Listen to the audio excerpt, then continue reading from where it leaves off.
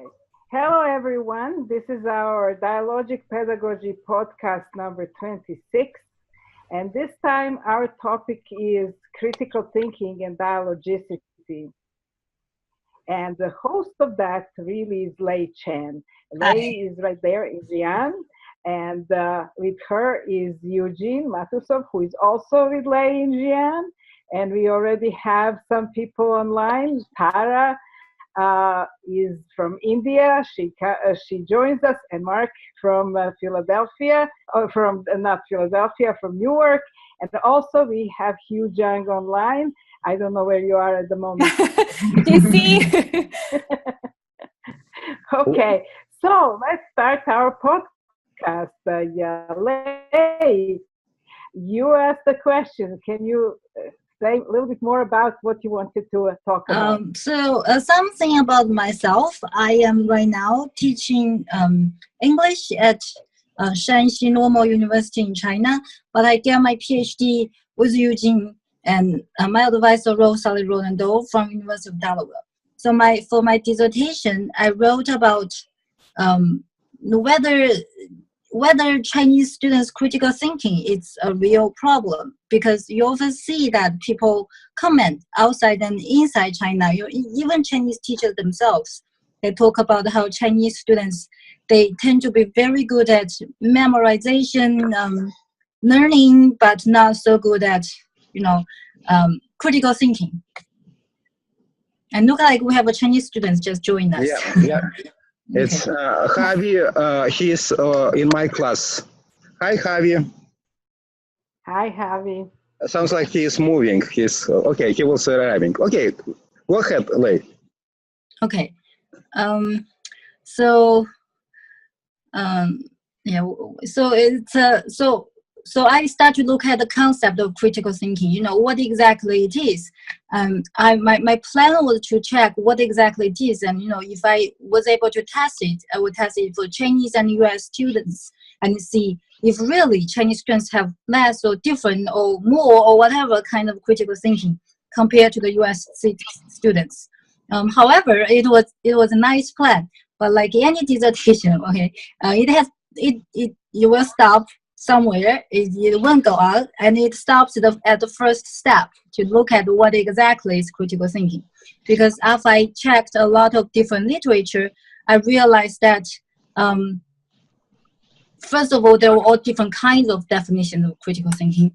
And secondly, there's already has been quite a lot of critique on what exactly it is and what exactly it entails, and whether it is a real concept.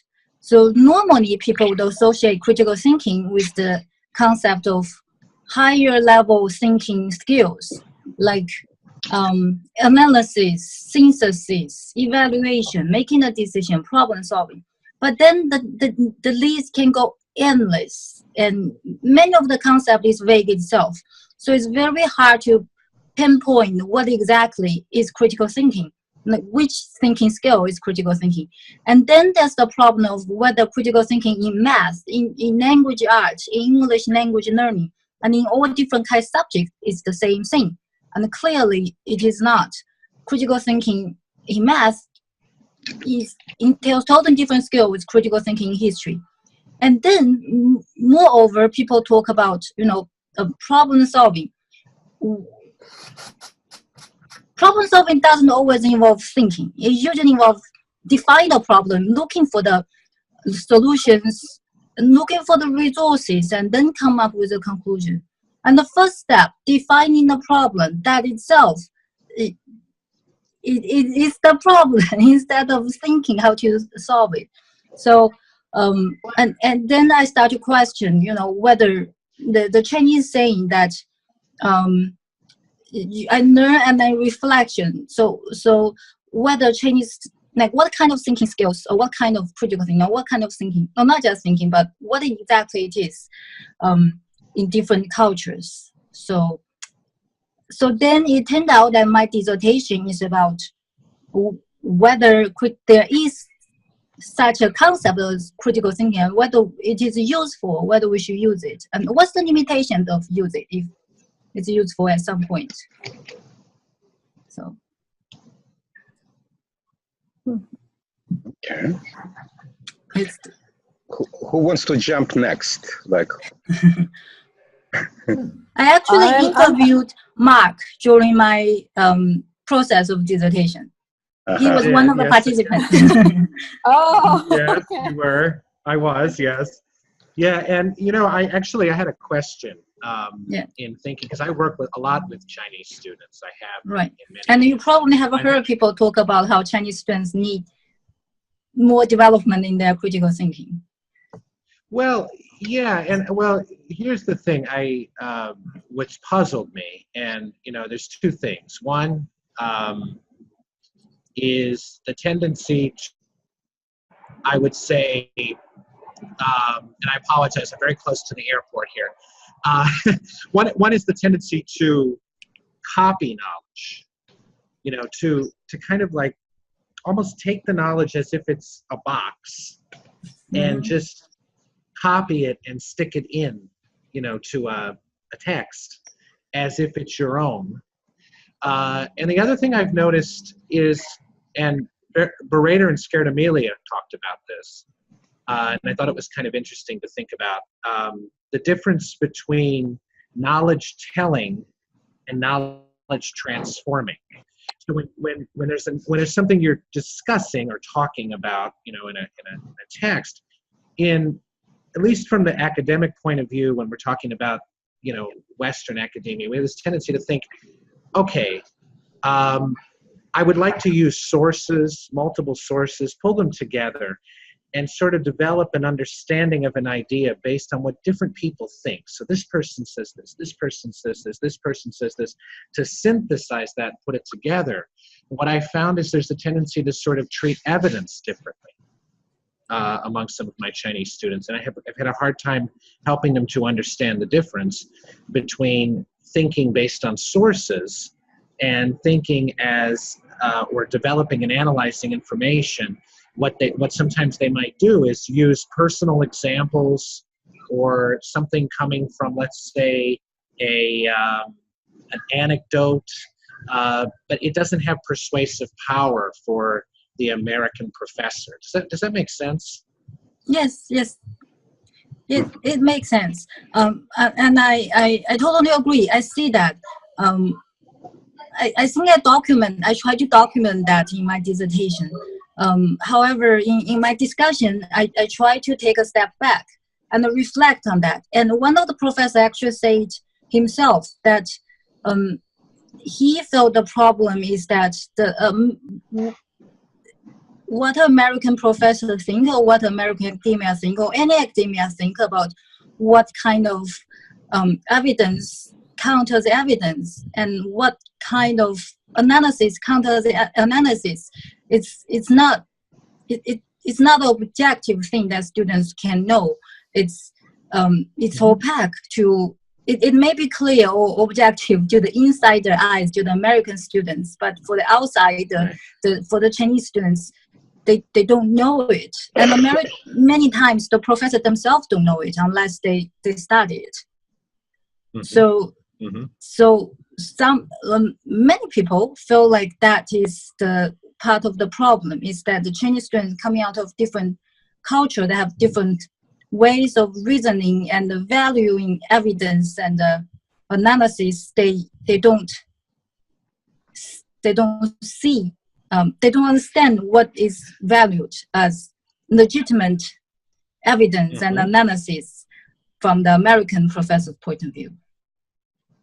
That's right. But I think, on the other hand, when people talk about they want education to have, they want to boost up the critical thinking, what they are talking about is more than just knowing your professor's expectation.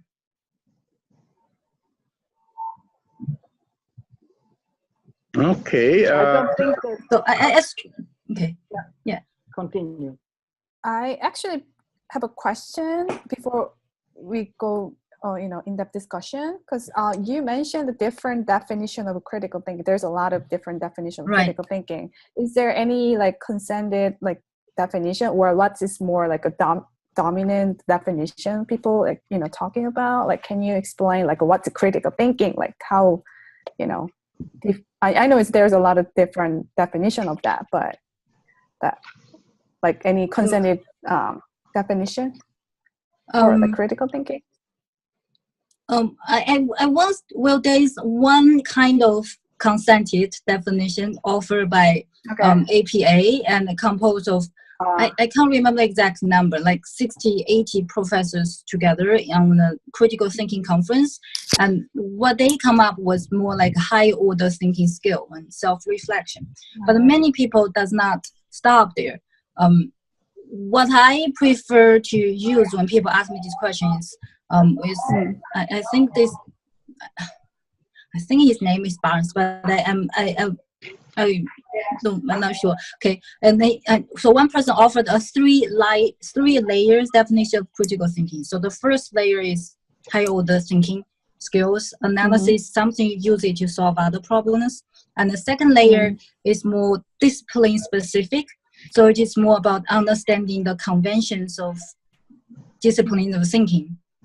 Understand what does it mean to think like a historian in history class, and what does it mean to write an convincing article in language art class. So that's the second level, is to think like a scholar, or think like a how you say, like the best person in that discipline. Okay, and the third level goes above or beyond these two and answer the question about life and study. So critical thinking is not about just what happened in school or in academia. It's about solving a problem about your life and figuring out what do you want to do with your life. So education in that sense is helping students to improve themselves and to really address the problems in their life. Okay. Can I come in here? Okay, Tara, and then Anna. Yeah. Okay, Tara, please. Yeah. Can I go on? Yes. Yeah. So what Lay was talking about now, the disciplinary kind of a definition, Yes. I want to correct it, and you also wanted to know from our culture what it is. So this goes back to Nyaya Shastra. I don't know if you're familiar with this. This is something to do with the school of logicians. And it's, they talk about this as a science, a Nyaya science, and where people kind of, it provides a kind of a methodology of a philosophical inquiry. You spoke about the third level, it's like a very high level. And all the inquiry in the Indian tradition, it is mostly about epistemology, the nature of knowledge. And so, it's about knowing and the right kind of knowing. And it's mostly about self-realization and self-discovery, the purpose of being and,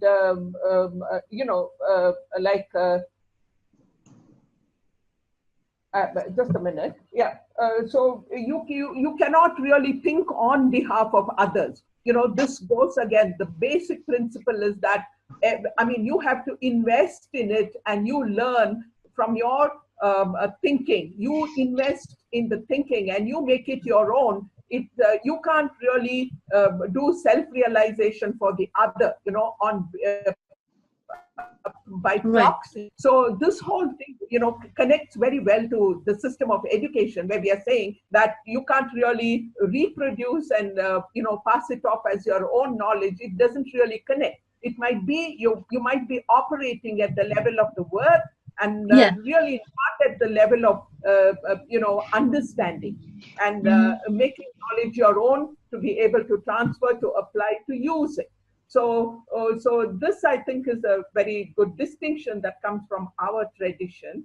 And we needn't be kind of, so esoteric about self-realization in the sense of the rishis and the sages. But then it can be applied on our day-to-day classroom level also in terms of meaning making and this, and it also connects to, it is highly dialogic. It can never happen alone. And Mark was also talking about all the other perspectives coming in, and then, you evaluate. And so I think it connects very well, this idea of tarka, that is what is called logic. So, and they used to have those days, I think the Buddhists, and there were some Chinese also, who used to come to India. They used to have this hair-splitting argument, and that is called tarka.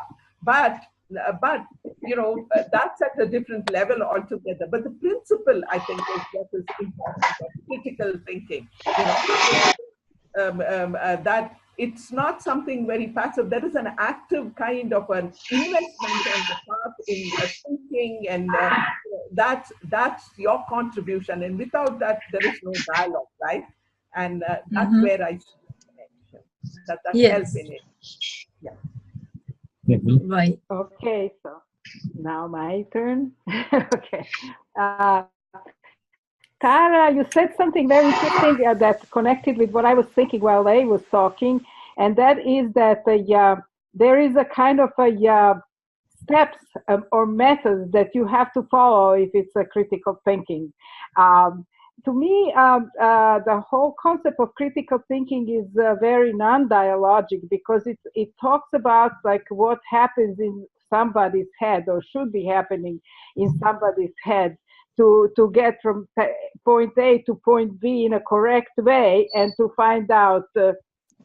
It sounds like that. The second thing, it sounds that it's culturally bound, because what are these steps, or what counts as a good way of critical thinking when it's expressed? It depends how you recognize it in other people. It seems to depend on culture. So what for American professors counts as critical thinking is not something known to Chinese students, or maybe even to Chinese professors, because there are no indicators that they're showing to the American professors that they're actually using critical thinking. So we are talking about on two levels. One level is that we are talking about something that supposedly is taking place in other people and our own heads, and how to recognize it in other people, or how to actually even think about when dialogue is possible, or what dialogue does to that process. That was my always impression, that critical thinking is described in terms of a non-dialogical, pre-dialogic, or post-dialogic, something that's kind of like gets back into the opaque head. And when you said method, I also thought of there is kind of everybody in their own culture maybe thinks that there is some kind of formula or definition what counts as critical thinking, and how to recognize it. Yeah. Eugene? Oh, Eugene. Okay. Okay. First of all, I apologize, like Mark. What problem is here is not flying planes, but flying mosquitoes. So I'm and I'm kind of a very sweet person, and I'm attacked completely by these vampires who suck my blood constantly. So I hope to move. Yes, sorry for that. But so for you're lucky that it's mosquitoes and not squirrels, for instance. There is also ants. You see, I'm counting like ants and mosquitoes. Ants kind of friendly. So far they're friendly. They're not biting, but mosquitoes everywhere. I think it's universal. They hate me universally in all places. Or they like me. Maybe they like me universally. Anyway, for me, let me. I speak Chinese. Well, I have two phrases. Yeah, I have two phrases. I have two Chinese phrases that I've learned. Very important, which is 你好, 你好, which means hello, and 谢谢, which means thank you. So far so good. Anyway, for me, the problem of, or let's say phenomena of critical thinking is opposite. because everybody around me talking about how Chinese students don't have critical thinking. And the Chinese students that I had in Delaware were extremely thoughtful, reflective, and very interesting people, in my view. But of course, there is always suspicion. Maybe I were lucky, like Lei. Maybe she's exceptional Chinese student, and I have other exceptional Chinese students.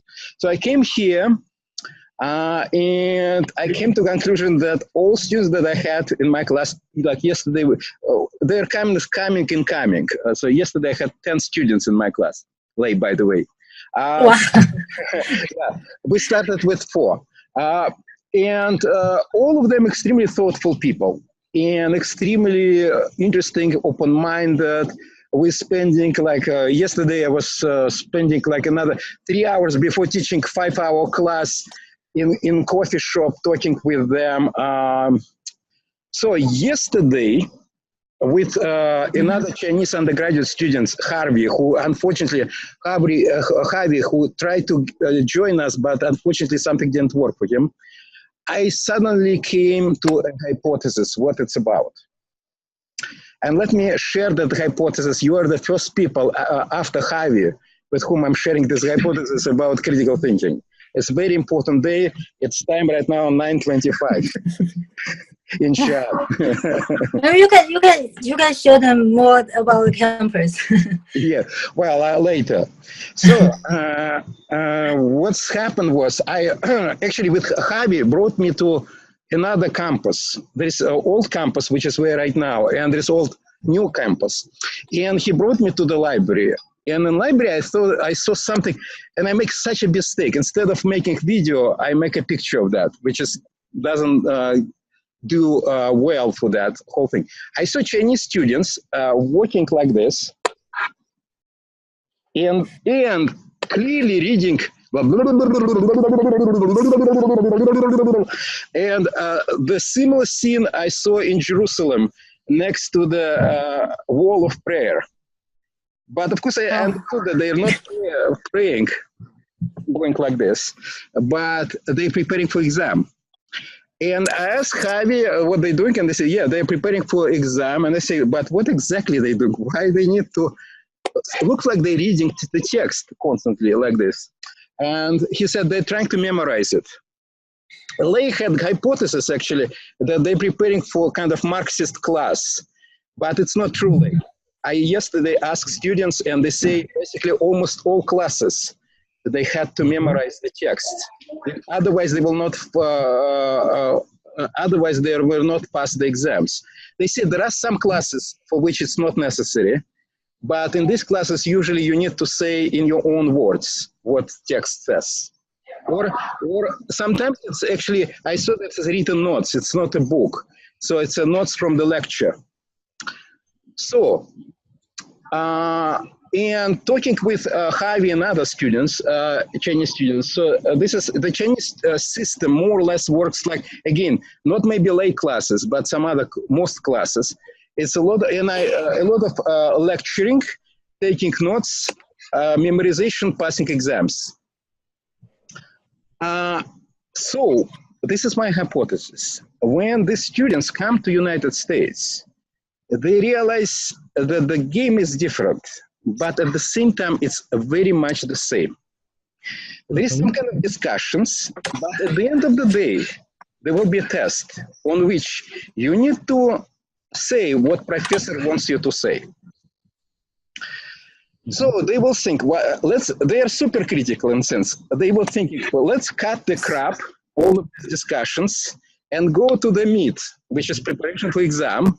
So we need to kind of extract from all this blah, blah, blah, blah, blah in class, the things that will be tested on the exam. And of course, you need to memorize that and pass the exam. And that makes me think about that American system, and maybe not only American, it's about what they think under critical thinking. It's some kind of, you need to surprise me in positive way, but nevertheless come to the expected curriculum endpoints. And that's what United States, they probably call critical thinking. You see, and this is like a pack. And again, it may be true. What does mean surprise? It can be very different for different professors in different subjects and this and that. It could be like finding different solution or reformulate or something, say something original or put in your own words or jump to the end point before teacher says that. There are many different versions of that, but this is my hypothesis. Now, in terms of that, our discussion, I agree with Anna that all this discussion about critical thinking is extremely non-dialogic. And if you think about from dialogic point of view, something ephemeral, which is something that is escaping of definition as critical thinking, is in the eye of beholder. It's not in, it's in relationship between something that's doing something and somebody who is evaluating that something. And somebody will say, oh, that's creative or that's critical. In other words, there is a lot of attempts of creating non-dialogic definition of critical thinking, but they are all hiding this evaluative judgment of the observer. Okay, in a way, it is response to something. And that response is coming from the person who is making the response. That's another thing, if you think about why we talk about critical thinking and not critical feelings and critical actions. Because there is nothing special about thinking. There is such thing as in a way, like it's just like our culture now. By our culture, I don't know what I'm talking about, like our culture, but hegemonious cultures right now, almost all over the world, they prioritize thinking rather than feeling and rather than acting, and especially in education, because feeling and acting is dangerous in education. Thinking is kind of what is getting disciplined, and feeling is kind of wild. And action is even worse because it's very unsafe. You can think it's more or less safe things. You can say something which is safe, but acting and feelings can be very disturbing things. And if you think about like from dialogic point of view, what is not critical thinking, but what is critical? Let's cut this thinking part because again, it can be feelings and action. What? I just didn't hear your words. You were cutting a little bit. Let's cut thinking. Let's focus on what's critical is from dialogic point of view. And in my view, the critical is finding limits of the truth or limits of the meaning making. It's a kind of deconstructive process. And again, how, first of all, it has to be recognized in dialogue. It doesn't exist in one person, in thinking or feelings or in action. It exists in evaluation of this thinking, feeling, actions, or whatever, deeds. But the focus is on limits of the truth or limits of the meaning. And in that sense, critical, and again, critical examination or whatever you can say, it's always deconstructive. It can produce as a byproduct something productive, new meaning, new truth, but it's kind of byproduct. And of course, we can be critical about critical and think about what's the limitations and what does the limitations of critical itself. Critical is not always good because it's sometimes for several different reasons. Critical can be not good because it holds us from production of the new meaning and new truth because it jumps looking for limitations. And critical not good because sometimes there are more important things than being critical, like being creative or being, or just caring, exactly. For the little children like Erica, caring about Erica, or just using tools. When you use tools, you should be not very critical about tools because they will collapse. They start breaking. You need, like if you start while trying to write something about, start critically explore how a computer works or doesn't work, you will be distracted from use of the computer. So this is my brief kind of things about what you think about my hypothesis and about Chinese students and about anything else. So, or whatever you think about. Who is next? Kathy, you're next. I was just thinking about different paradigms. So different knowledge, different kinds of knowledge is valued, and then there would be different thinking around the different sorts of valuation around the knowledge that you're thinking about. And so what's called critical is how you're valuing, or the things that you find valuable in a certain paradigm. And then so people are either critical or not based on the paradigm itself. So for instance, you know, if you come from a point where social justice is the truth that you're looking for, then if you're thinking in a social justice way or not, and you're looking at the limits of how social justice is occurring in a situation, and that's more important than empirical evidence of the rat died or the rat didn't die, right? Bye. And so, you know, it's fuzzy, but I just wondered if there's different basic paradigms culturally that are very strong center, like what Tara was talking about with Indian culture, right? There's strong ways of valuing a certain kind of thought that Americans maybe don't get because it's not part of our culture. And so we're missing, so like, I thought of it in terms of a cultural dialogue. One of the things I like about dialogism is that you take on the perspectives of others rather than resisting or arguing. You take it in and consider it, and maybe add your own words, maybe stay the same, maybe create something new. But the idea being that you ask, what is this truth valuable for? What's valuable about this truth and in what context, right?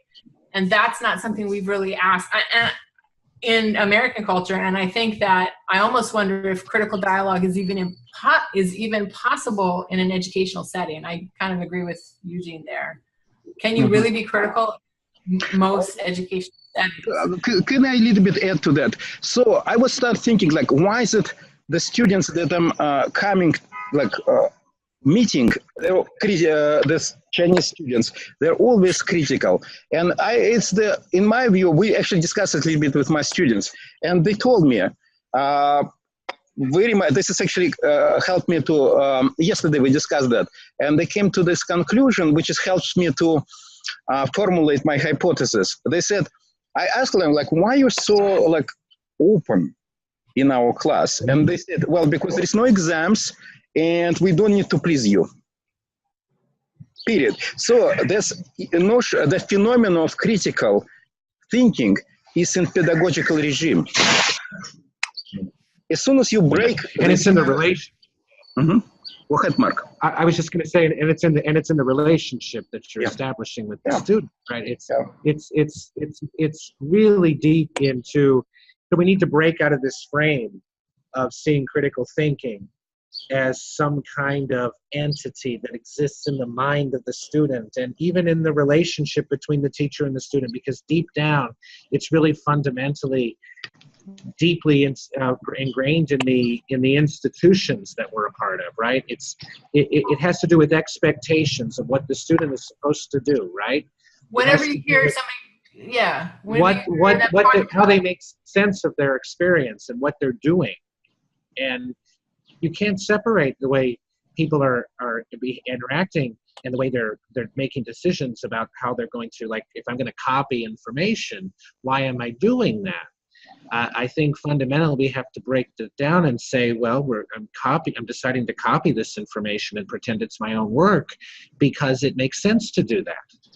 Well, I was going to say, given the circumstances that I'm in and the situation. When you think, Mark, that whenever we hear about critical thinking, it's always somebody in power judging somebody not in power? Yeah, I've never heard it any other way. Absolutely. Yeah, absolutely. Sure. Right. Well, so another way is of thinking about this. Eugene actually mentioned this very early on, and I felt this idea when I was revising the paper. So very early on when I was writing the paper, you say something like critical thinking should be in every class. If there's no critical thinking, you haven't teach anything, because in some sense, critical thinking means you learn and you reflect. So the problem is that we are talking about critical thinking. The problem should be, the real situation should be, we don't worry about critical thinking because we just teach, and in every class, in every way, students' dialogue and students' growth. But now we are talking about, now we suddenly feel the need to talk about critical thinking, because in many classes, the students are not learning, they are copying, or they are doing things according to the professors. So then you feel like you need to talk about critical thinking. So I feel like in that sense, this is, I don't want to say it's totally about outside judging inside. So a good education should be totally kick out the concept of critical thinking. I think there's still some value this concept bringing us to think about, because every time I find that since I'm interested in this concept, I go to different people and talk about critical thinking, and people either love it or hate it. They either love it, so exactly, I think we need that, I want to contribute to that, I'm devoted to that, or they will say, what exactly? I think my discipline has a much better understanding or concept of what students should learn, what teachers should teach, rather than the concept of critical thinking. Okay, so but either way, it opens them up to talk about their ideals about education. So I don't want to say this is totally about power, because I sense there's something more than that. And I would just say that a lot of times, critical thinking seems to start with students criticizing, but it's sort of unbirthed critical thinking, because if you reject the criticism and you don't bring it forward, right, then you can't get to the point where there's, again, the critical thinking that looks for the demand. What is the value of this course? What is the value of this text? Why are we studying this? All these student complaints, I think high school as well as college, it stopped because some professors, some teachers don't want to entertain those ideas because they don't have maybe good answers, or don't feel like that discussion should be part of what they're teaching. So that's why I say it's around power very often as well. But no, I agree. People do want more than students who just parrot, well, they want it and they don't want it. Yeah, well, the thing is, they want pleasant surprises. And there was the problem is with, they want domesticated criticality. And that's why they're trying to define that. They're trying to put a box around that with all beautiful definitions of that critical thinking. I found the critical thinking extremely unhelpful, unuseful. I personally use critical examination, but not it's about students. I'm not talking about students, but for me, it's about defining definition of education, what education is about. For me, the students, it's about freedom to express themselves. And so when my students taking notes in Chinese students taking notes, it's about what they think. It's not what about to copy an exam. We don't have exam. There's no point to do that. So nobody is interested in me, in pleasing me, because most important is what they think. They might be interested in what I think as well, and get into consideration that and in the dialogue with that. But that's it. It's getting in dialogue with each other, with themselves, with the text, with videos that we had in here. We're watching movies and videos in Chinese and in English. And this is important. So for me, I respectfully disagree with you. I think Mark is right. It's about relations, and Kat is right about that as well. It's a power. It's going down and basically disciplining other people. And it's discipline about, again, in certain versions it will be pleasantly surprise me, but come to my point. Pleasantly surprise me. And what does it mean pleasantly surprised? It's very vague. You can be creative. You can be. This is up to your critical thinking to figure out what does it mean to be pleasantly surprising for me. And God forbid you unpleasantly surprising for me. That's a bad student. Yes, it reminds me of what. Yeah. Okay, Tara, and then I. Okay. And then Mark. Mark. Go ahead. It's my turn now? Okay, Yeah. Tara. Yeah. Okay. Yeah. So I was just thinking, the moment you talk about critical thinking as a concept that you want to bring into education, then you're already bringing it in a box, in the sense like a definition with a ready-made kind of a thing. And then you say you do critical thinking. And that's really, that takes away the essence of critical thinking. It's not critical thinking anymore. Because like you said, I think it lies more in the kind of environment where students have this, freedom for self-expression. It's something that's, that they are able to express what is intuitive in them, and and not always fulfilling somebody's expectation. Maybe what all the students, the Chinese that you said, are cramming, and then, even when they go to the United States, it's the same game. You sit in a classroom and you pretend that you're discussing, you have everything, but then at the end of it, you're trying to converge. And that point, that's what worried me about all these democratic schools, so-called democratic schools, and they don't have any syllabus or everything. But when they come towards grade 9, they all converge, because they all have to answer the state board exam, and they have to pass No. Not in United States, Tara. India, the so-called, the so-called democratic okay, so-called, yes, but in United States, Rishi Valley is supposed to be Krishnamurthy's Rishi Valley. I mean, supposed to be really very, free that way. But even those students, when they come to grade 9, then they sit in class, and then they are given instructions in how to cope with the exam, and then they do the board exam. So that is what, that I think, for me, it's like contradiction. Yes. Can I just also jump on that? I agree with both you, Eugene, Lei, and Yatara, that once this becomes a concept, or I disagree with Lei, once this becomes a concept that you want to put into education, it becomes preset, a normative thing where you have to find how to measure it. I just was reading an article about actually similar thing, a case study of transition to dialogic teaching as a process of gradual change.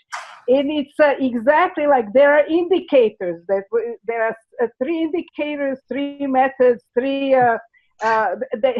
they coded everything. And then now you just measure every professor, whether students are talking about higher order thinking, whether there are students are discussing things among themselves, whether there are students asking questions, or whether the teacher is asking open-ended questions. So you coded everything what should be dialogic in advance, and now you're measuring whether there is dialogue there. Wow. It's actually a very big paradigm that's very strong, coming from Robin Alexander, Adam Levstein, many. I mean, it's a very interesting what they are saying, but they completely kill dialogue, because it's not anymore practice and emergent. Critical thinking may happen or not happen. It happens all the time, despite whatever somebody says, but how it's recognized, whether it's normed. When it's normed, then it's killed. It's the dead so-called critical thinking. Yeah. Okay. Can I make a quick point, Eugene? And can I make a very quick point? I want to just pick up from what Anna said. Yeah. Okay, Anna, you said that critical thinking is not dialogic. For me, critical thinking in the way it is defined and put into a box is not dialogic, but left alone, if it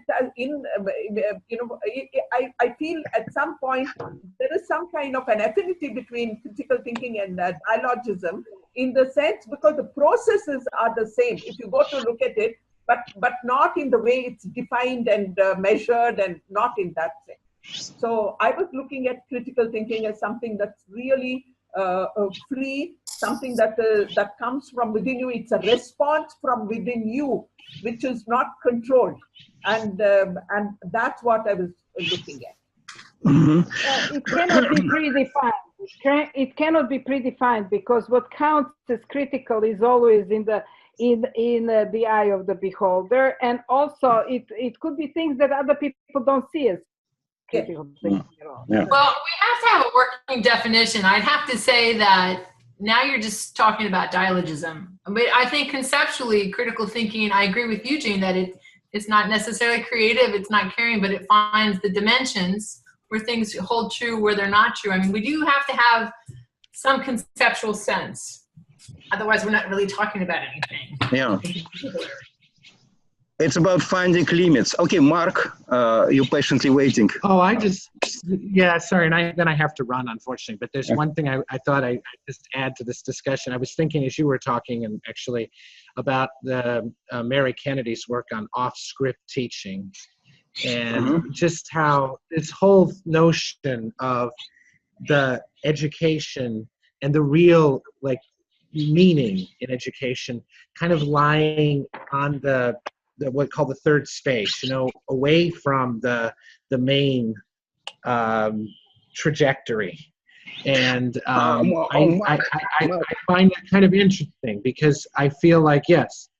Can I just interrupt you? Can you little bit explain people to what does it mean off script? Because I'm not sure all people know about, especially people who will listen to us. Yeah, sure. Well, off script means that, we have a tendency, teachers have a tendency to, well, they may not think they do, they have a script in mind when they're teaching. They expect certain things to happen. They may not necessarily have, and they may have different expectations, right? I mean, it's not, they may be democratic in that sense, right? They may think, well, I like this, this would be nice if the kids thought this, they thought this, they thought this. But then if the kid brings up, let's say, or the adult or whoever brings up, let's say, forestry policies in Nepal, that's off the script of the lesson, because the lesson was about, because I'm looking at trees behind you. It's off the script of the lesson. It's not what was expected to be taught in a biology course, for example, where they're supposed to be about life science. But I feel like that there's something going on with the work you're doing with the Chinese students there, where you're kind of giving them this opportunity to go off the script, and I think that's really important. Because I think they feel it, and I think they feel something different, because I watched the video, of the body language. I couldn't understand what was being said, but I was fascinated. It feels like a cafe. It feels like a quote unquote third space, where there's authentic, quote unquote authentic, whatever that means, dialogue happening. It feels like a space of free interchange of ideas. And it's off the script, and that may be very important in Chinese society. I'm going to add to that. Let me just cut in for a second, and then please go on. But I just want to point out that. Unfortunately, I have to go, but finish then. I guess I'll have to listen to the rest online.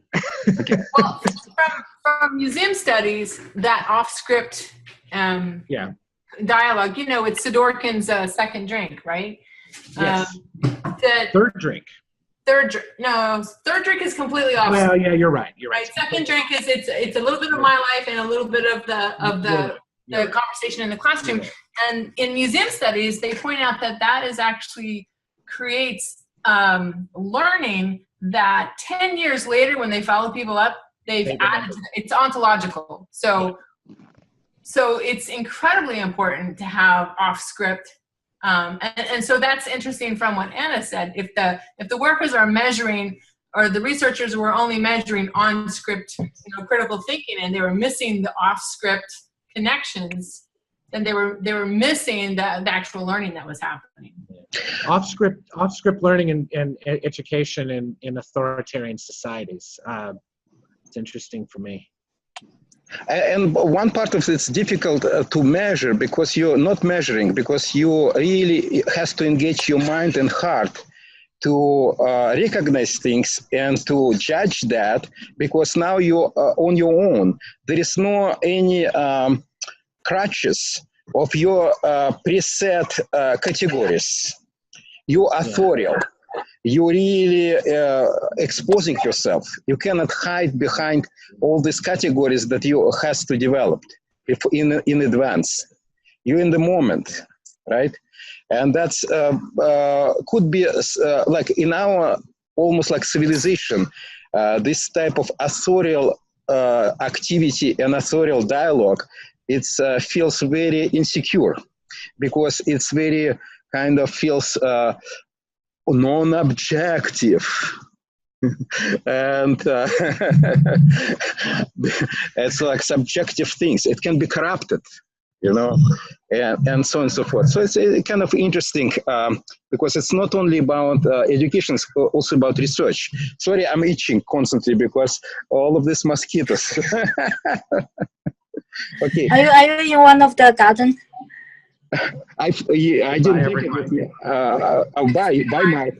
Bye. Bye, Mark. Yeah. It's so nice to see you. Bye, Mark. You too. Bye-bye. Okay, Lei, continue. So, Yes. So Mark Lei, disappeared. yeah, Mark disappeared. Eugene, this is Yeah. just a tip. Next time you should carry some, you know, repellent, mosquito Yes. repellent when you come out, and I plan to have a. Yeah, if we didn't plan to be outside. It's rather improvisational that I'm outside. Yeah. Yeah, you're very improvisational. I was going to call some person to help you, but then you joined. No. Okay, Can so I say something, please. Olay? I was inspired also when you say critical, only critical, that you want to define it as trying to find the limits. And trying to find the limits is very tricky thing when you're talking about people. It's not only the power, but it's also the discrepancy between the what for somebody is the limit is not for somebody else a limit. So it may look to a teacher because of the power that the students is off script or doing something deficient because the limit is very low or they don't see something. So kind of like finding the limits is okay, but in dialogue you have to recognize that somebody's limits are different from yours and explore their limits with them. That's one, but that's the in other deeper things, and this is what I think Kathy was talking about paradigms. These like truths and meanings, they're ontological, not only like intellectual. That's why I don't like critical thinking. Thinking, in this case, focus on thinking. Like I remember in one of my classes, we discussed 2 + 2 = 4, or 1, it may be not 4. And one of my students left in protest of this discussion. One of the students left the class. Actually, we have heated discussion about that in China 2 days ago. And it was absolutely, it's interesting how, like, who cares about 2 + 2, right? You cannot imagine how passionate it was. Like, of some people who said, no, it's always 4. Like, okay, what's this kind of emotions about that? Like, why you care so much? But it sounds like it's... Well, those are critical emotions. No, it's those something... critical emotions. It's not critical emotions. Like, it's emotions. I'm not sure how it's critical. I think it's resistance to the critical. It's emotion of the response to that. Because somehow this, there is ontological investment in, let's say, in 2 + 2 = 4. But that's going deeper. It's interesting to understand that. In this case, I agree with Kathy. It's almost like, but it's more than paradigm. It's almost like way of life collapsing. It's almost ideology. I got in an argument with a doctoral student in math when I was your doctoral student about whether math is universal or contextual or not. And he was very passionate that math was universal. And it's cultural, but that completely messed with his worldview and his understanding of everything that he knew. If everything he knew, he didn't see it as an expansion of everything that he knew. He saw it as a collapse of everything that he knew. Yeah. To think of it that way. Uh-huh. Yeah, maybe something like that. Well, somebody should study that, but I'm just saying that it's really one of the important things. It's very ontological, and that's why it's heavily rooted in emotions. And part of that, it's dealing with emotions. Let me give actually example of the critical feelings and critical, almost like relationship. We actually talked about that here in China when it was 2 days ago when we watched Captain Fantastic. For those of you who don't know, I'm teaching a 4-hour class, which is actually usually runs 5 hours, and it's about it's kind of the title of the class, Education in Around the World and Time. Kind of broad things about education. And the way how I teach, I show students movies or videos of the students' choice. I created a list of 24 movies and videos, documentaries, and which I try to find Chinese and English subtitles. And then we will discuss them. So they decided to watch, and when they're selecting not by the title, but by the paragraph or 2-paragraph description of the synopsis of the movie. So they choose to watch American movie 2 days ago, Captain Fantastic. And probably many of you didn't watch that movie, but I know that Anna and Kathy, they watched that movie. Okay. And the interesting things, it's about kind of, I wouldn't call it democratic, but about a kind of it may be half democratic, half progressive homeschooling. Mostly progressive, maybe not half, mostly progressive than democratic. And there is a father, there is tragic things happen. The mother committed suicide because she has mental illness. And they live in the forest outside of the grid. And there are, I think, 6 kids there. And the father doing homeschooling of them. And he's very leftist, very critical, and encourage kids to engage in the critical dialogue about everything. Not everything is open, and everything has to be discussed. And at some point, the main character surrendered all his kids to grandfather, the father of his wife, his father-in-law, who is very rich and who is against everything. He thinks that kids should go to the school, normal things, and so on and so forth. So the big discussion was about why he surrendered his kids, why he did this. And the second question, and the kids rebelled against, some kids, especially some 2 boys rebelled against him, and the one boy didn't want to be with him. He wanted to be with grandfather. But nevertheless, when he surrendered and left them, they find a way to find him and join him. And we were discussing, why did it happen? What was behind them? Why he surrendered? Why he kind of almost reject everything that he believed in? And why got this unexpected response from the kids, some of whom were very critical of him and the whole idea of this homeschooling? They turn and come to him and embrace that. And we discussed that for the first time, we came together with the students and discussing that. For the first time, probably, he quit his ideology, his philosophy, in the name of caring for the children. I'm not going in details why it was like that. You need to watch the movie. And you might agree or disagree about this interpretation of the movie. But it was interesting. In a way, his feelings of deep caring of the children overcome his philosophy of life.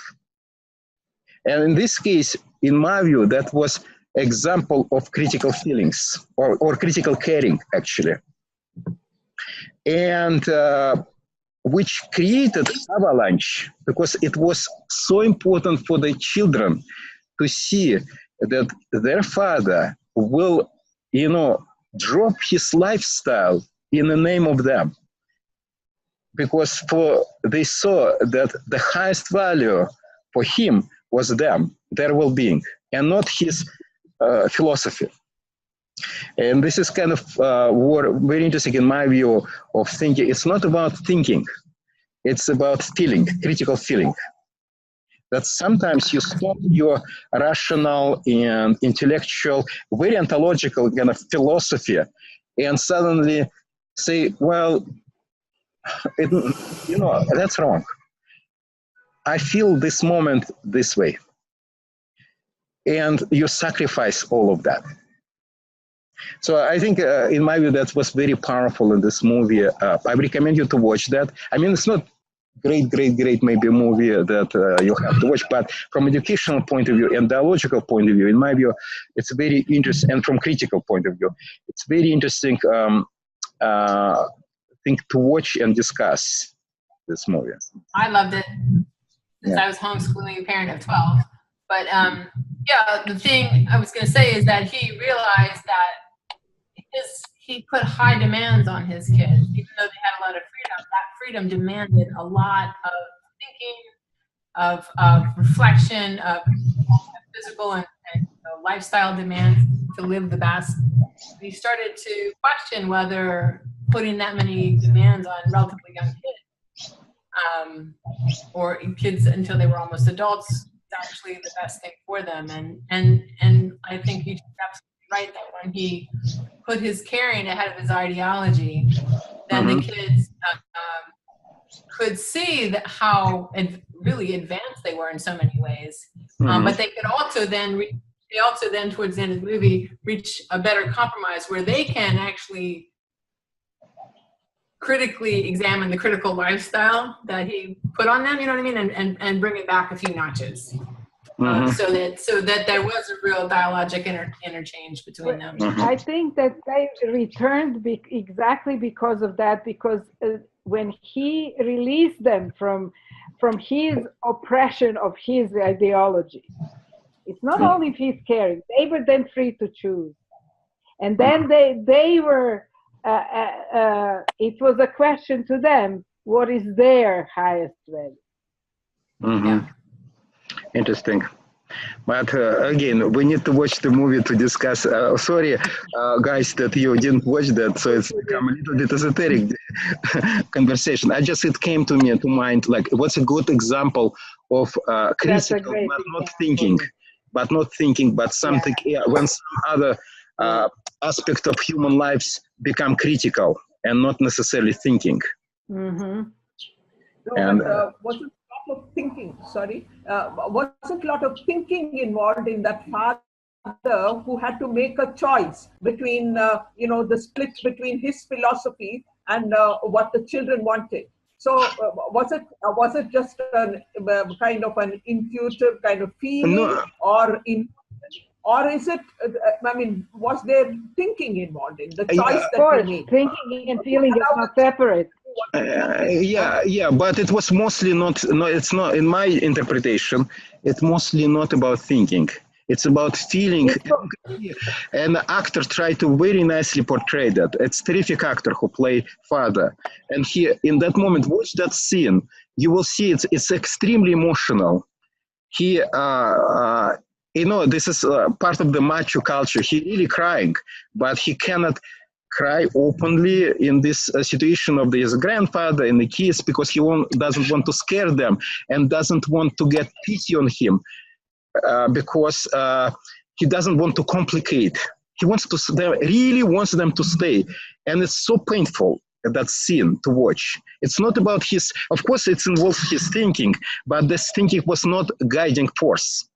It was really emotional and caring, relational caring realization that,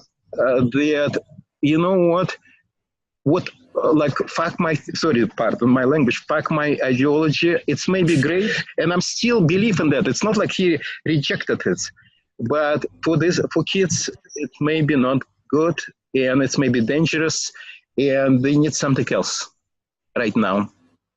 And that's it. It almost sounds like that critical thinking can actually solve a clash of values.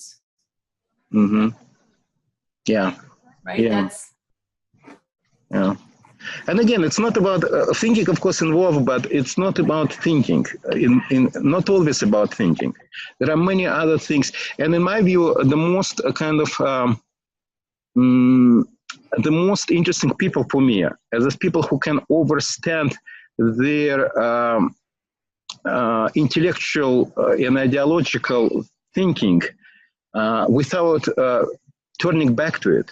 But at some point they just say, like that father said, well, that's maybe not the most important in this world for this particular moment. It's almost like if you're looking at framework of Aristotle, it's not about episteme. Critical thinking lives in the episteme. I'm using Aristotle terms. But there is other things like, for example, and it's also lives in technology as well, techne. But it's also, there is other things besides that, which is phronesis. And phronesis, you say like, yeah, it's like, it's true, but friendship is more important. Yeah. And sometimes you're making these decisions, and this is, in my view, they can be like super critical because they testing the limits of thinking. And critical for me is about testing limits, finding limits. And thinking has limits. And like emotions have limits, of course, but it's much more acceptable that emotions have limits in our civilization than thinking has limits. Yeah. Is it a question of reason also? I mean, you know, when you say and reason thinking, has limits, yeah. And you know, being analytical and reasoning, that has its limits, I think. That's what. Yeah. But I think to continue in the Aristotle, I think the wisdom or Sophia is where the reason cannot reach. Those kinds of like decisions, like in this movie, is it's a wisdom, not really rationality, or not even the power of the caring, but wisdom how to choose. But in my view, that wisdom comes to him from feelings, not from discussing things with himself, but from the feeling that there is something, the pain is so strong. You see, it's coming from the feeling of the pain, of this father's feeling for the pain for his children.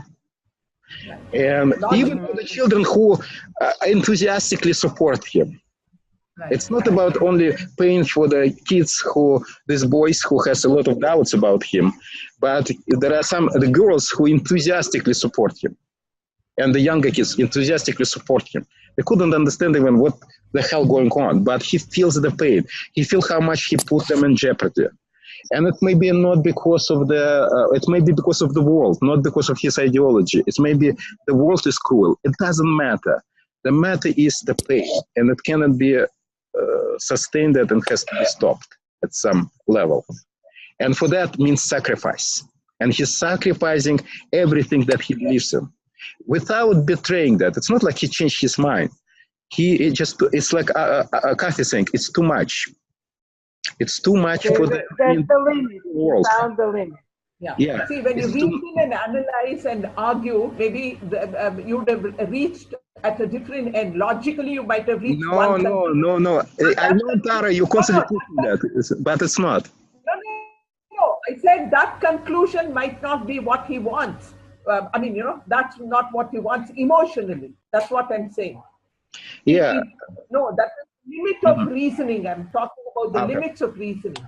If he had just thought it out in terms of only, you know, if he had confined himself to reasoning and analyzing the whole situation and say, this is what should good and this is what should happen, but then he would have reached another conclusion. But now it's coupled with his emotions and all other matters that, all other factors that matter, and it has come to a different kind of a conclusion. That's what I'm saying. Yeah. So it's not all thinking in that sense. Right.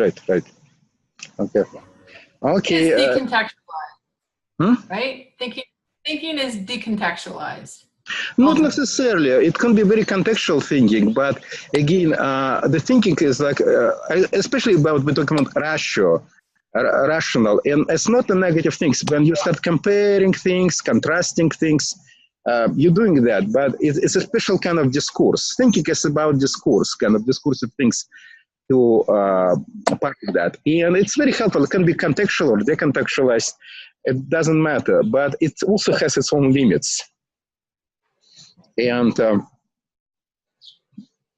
I think that movie is very nicely illustrates that limits of this thinking, which is okay. Okay, Lei, hey, Jung, what do you want to?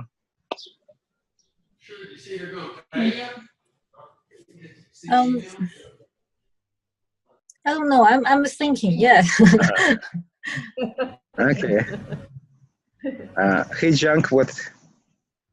Well, yeah, it's. I was like you mentioned but I didn't. I mean, critical thinking. It's more like, I think somebody mentioned that like in Korea, it's more like if you criticize somebody else's idea, like it's more value. Like, I mean, if you just agree with what somebody says, that you don't have a critical thinking because it's you don't criticize somebody else, So and then I interested in that you point out the feeling, not really. What was that? Not really related to thinking itself, but then also the critical feeling, like a feeling that was, I think for me, it's just interesting. Yeah, that's how I thought about that while you listening to like others discuss that. I think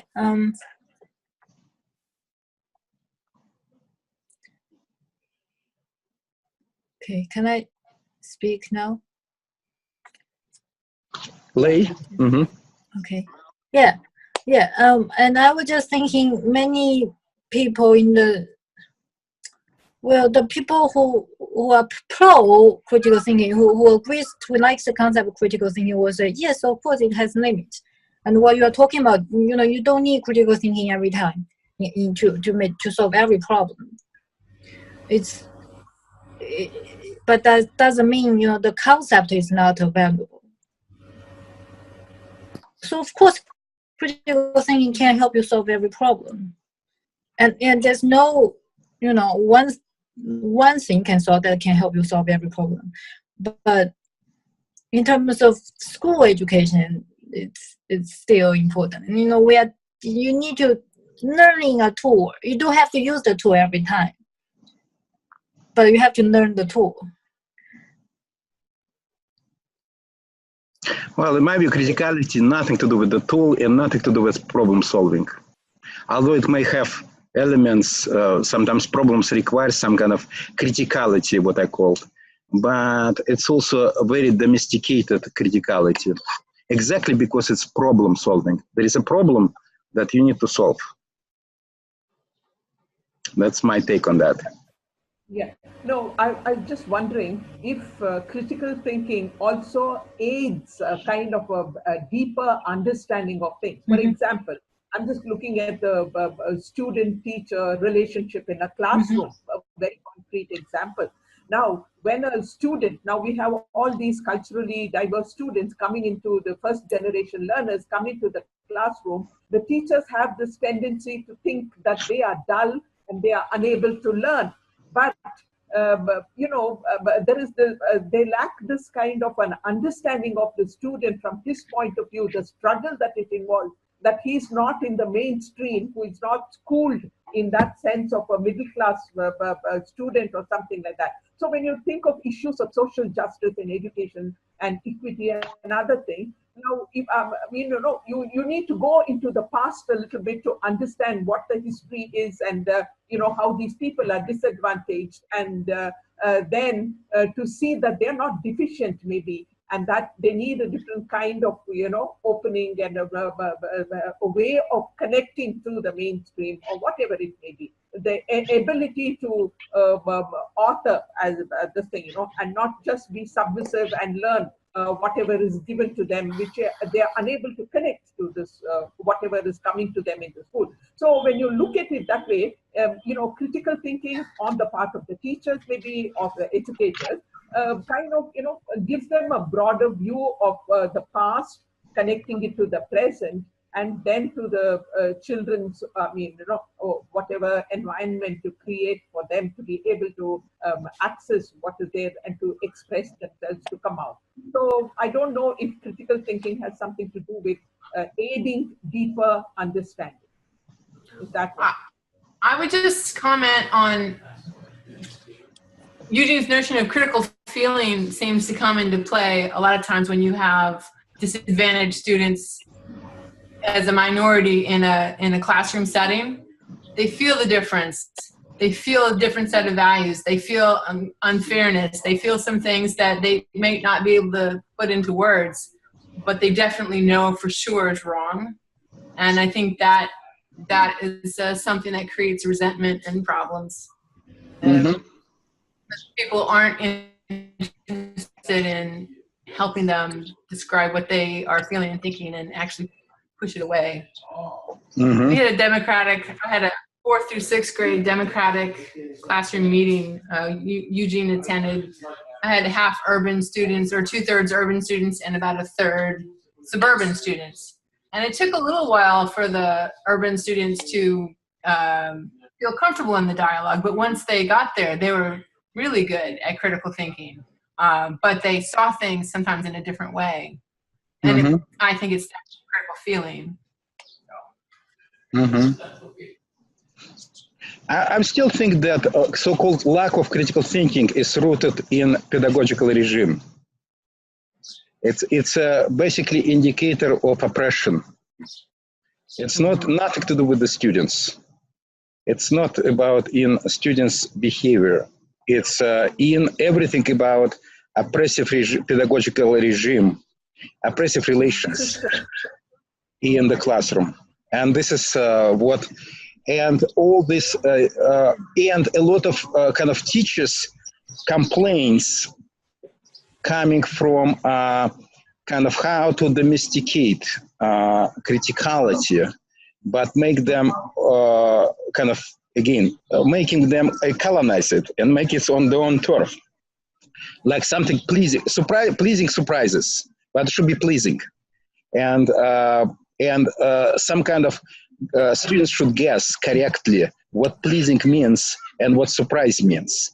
And of course, it's very difficult to do, as Kathy pointed out, for students who are not from the same culture as a teacher. It's much more difficult.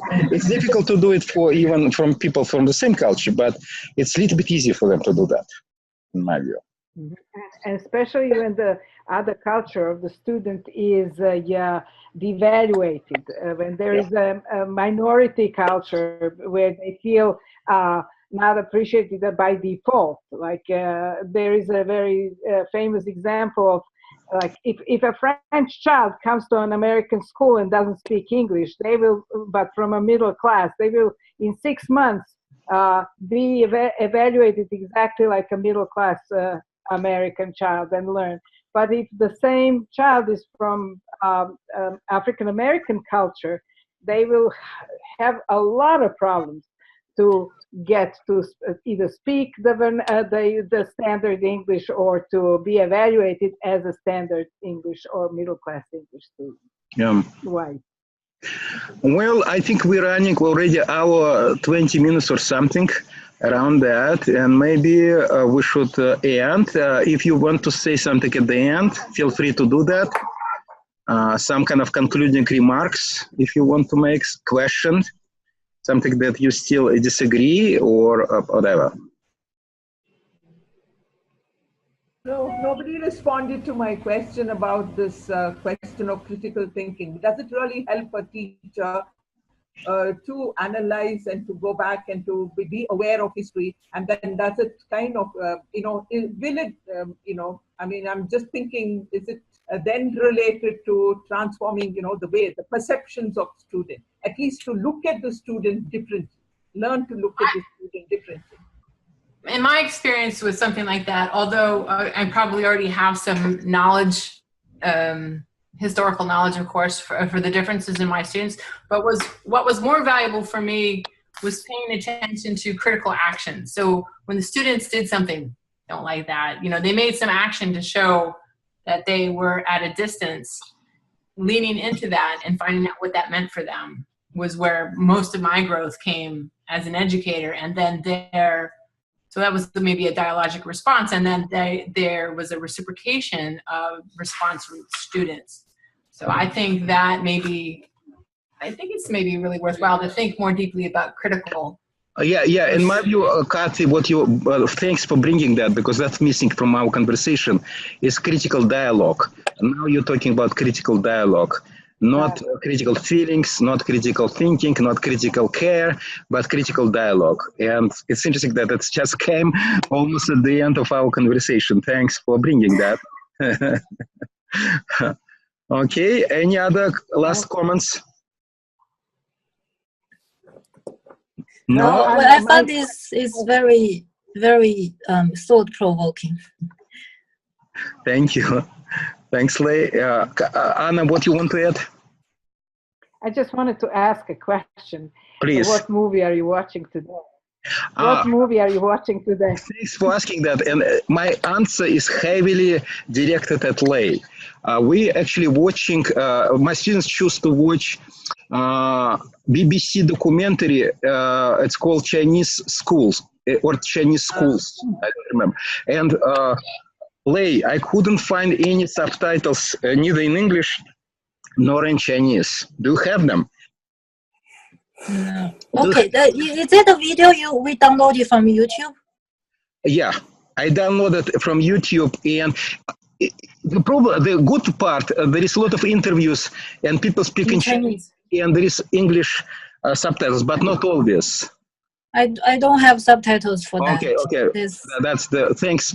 We will, I think, deal with that. Yesterday we watched Summerhill, and we I stopped almost every 2-3 minutes because for some people it was difficult. First of all, it's British English and very, very fast firing, and I was actually shocked that I can understand British English, especially when the kids were talking. Anyway, it was a bit difficult, but it was such a wonderful discussion about Summerhill. I want to interview you. I would love to have a dialogue with your students, like our panel and your students. You know what? Okay, for that you need to, it's very easy to do. And can you create a WeChat account? And I will bring that, because we have, as our class has WeChat discussion. And you can access all the students, and they can actually reply in Chinese. And there is automatic translation, and so it's very comfortable to talk about that in the WeChat.